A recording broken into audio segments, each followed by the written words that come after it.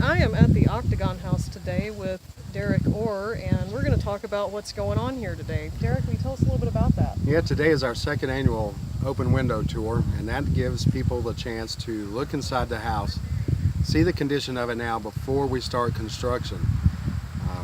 A lot of people are surprised that it's in the shape that it's in, but they have to understand it's been empty for over 70 years. And once we start construction, we'll have to take it apart piece by piece. Our engineer has given us a 12-phase plan in order to save what we can, reconstruct what we can, and it'll look just the way it did in 1860. Wow, and what are you doing to raise funds for it?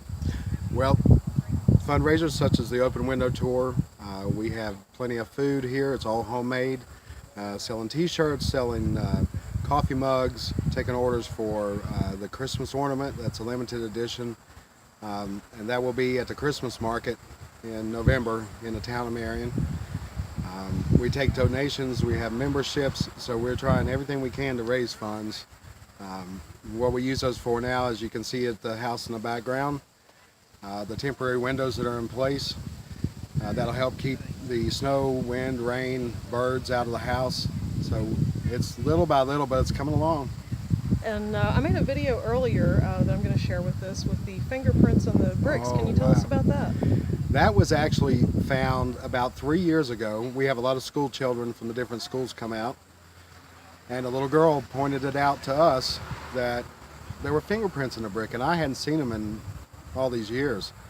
What they are a child slave's fingerprints, and that would have been embedded when the child turned the brick when it was still wet before they fired it in the kiln.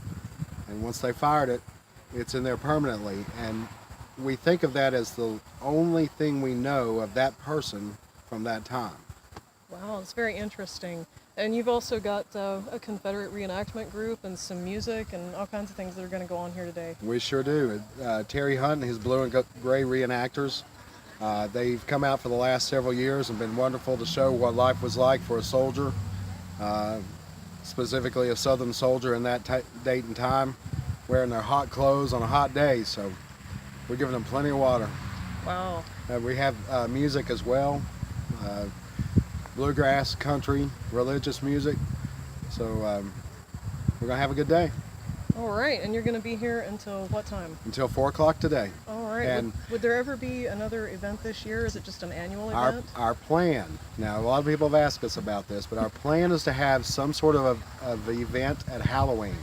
It's still in the working stages, but since this is a haunted house, we're going to see what happens on Halloween. Yes, I've worn my sterling silver cross today.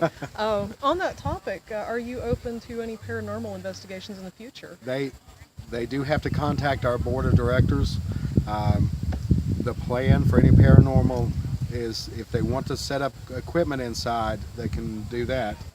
It's not open to the public.